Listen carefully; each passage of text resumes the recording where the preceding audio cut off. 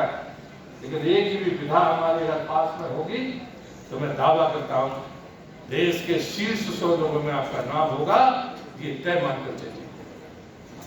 लेकिन हमें पता ही ना हो तो आप उसका अनुसरण कैसे कर सकते हैं? यदि हमें पता ही ना हो कि हमें करना क्या है तो आप पता कैसे सकते हैं?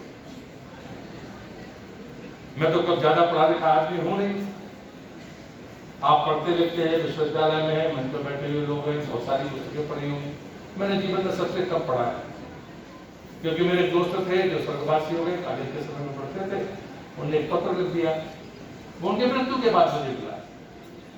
उसमें बात में लिखा था, अगर मैंने औरों के बराबर पढ़ा होता तो मैं उनसे ज्यादा न जानता, क्योंकि पढ़ाई अगर हमको उलझा दे तो शिक्षा नहीं हो सकती। पढ़ाई बांटने का काम करती है, उलझाने का काम करती है, सुलझाने का काम करती है। और उसने एक बार बड़ा, हालांकि जो उदाहरण मुझे अमेरिकी विचारक का वाक्य है, लेकिन कुछ हद तक मुझे सही लगता है जो शताब्दियों में घट रहा है। नाम उनका एडविन टॉफलर, उनने आकलन किया तो उन्होंने कहा कि 19वीं सदी में जो शरीर से ताकतवर लोग थे उनकी शताब्दी, जिसके हाथ तलवार में जोर था उसने राज किया। उन्होंने कहा जो 20वीं शताब्दी थी वो पैसे की शताब्दी थी, धन की शताब्दी थी। 21वीं शताब्दी ज्ञान की शताब्दी है। और ज्ञान कहां से मिलेगा? या तो संस्कारों से मिलेगा, या सत्संग से मिलेगा, या विश्वविद्यालय के संस्कारों से मिलेगा। दुनिया की कोई भी समस्या शिक्षा से बगैर पूरी की तो उसका आप समाधान नहीं दे सकते। और ये अवसर है आत्मचिंतन के, आत्ममंथन के।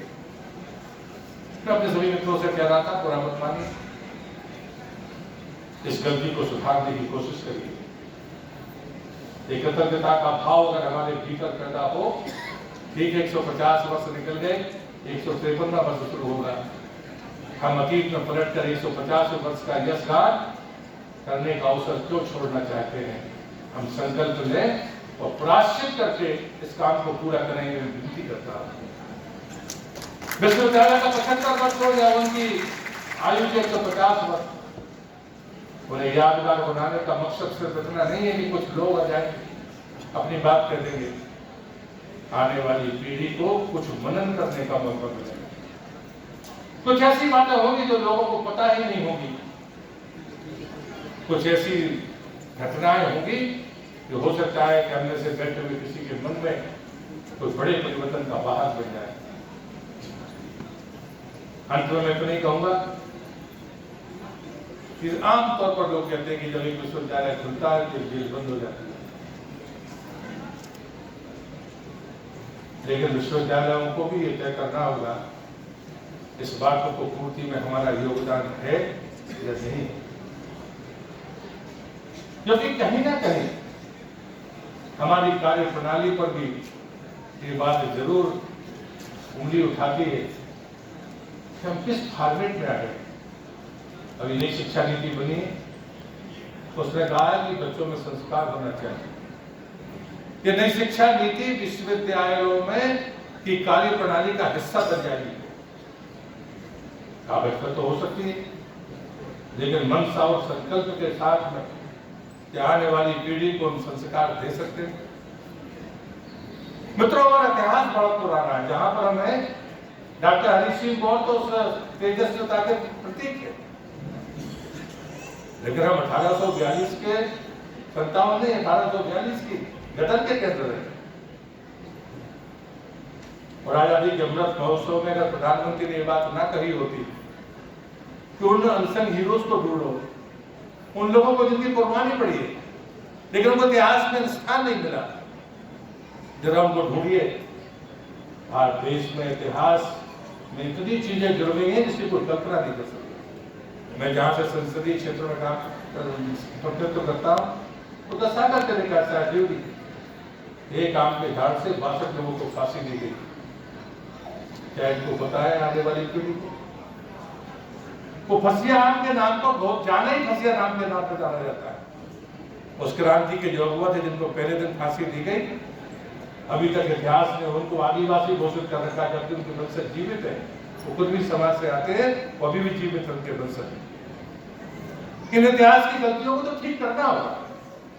आप पहली सागर जिले में चंद्रशेखर आजाद की मां पूरी जिंदगी रही बनी।